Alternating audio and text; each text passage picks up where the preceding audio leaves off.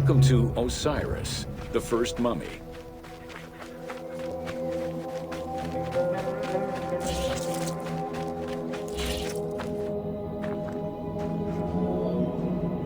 The oldest mummies recovered date from the Old Kingdom, though Egyptologists believe that mummification was in use much earlier than that.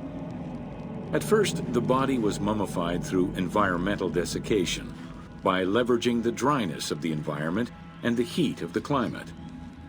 Early experimentations in mummification were conducted with the use of resin made from tree sap. Strips of linen were only used on some superficial parts of the epidermis of the hands or jaw.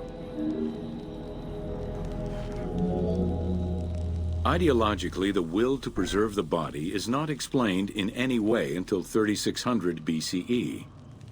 This is when the Egyptian belief that the body housed the soul was finally documented for modern Egyptologists to eventually decipher.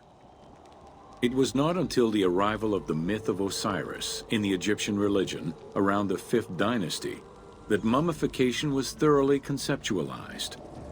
The practice was thereafter grounded in both a mythological and ideological point of view. Osiris was mainly known as the god of the dead and the god of resurrection. The most well-known Genesis myth concerning Osiris is that of his dismemberment. It is Plutarch who gives the most simplified and complete summary of the story.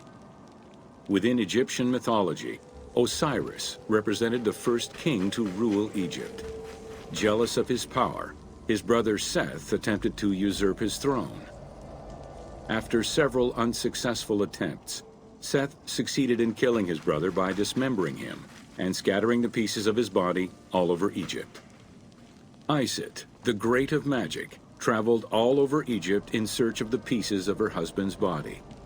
After a long search, she recovered all the pieces save for his manhood, as it was eaten by a fish.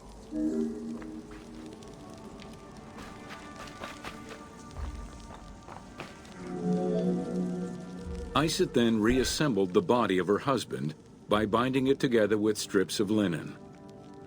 Aided by her sister Nephthys, another powerful magician, they gave Osiris the breath of life. This not only brought him back from the dead, but also allowed him to recover his virility long enough to impregnate Isis, thus ensuring his succession before, once more, dying. Thus Horus was born.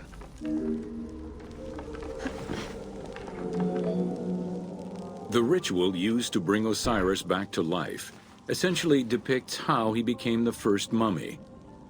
It is why, on the sarcophagi of kings, we often find Isis and Nephthys represented as the magicians who restore life to the deceased.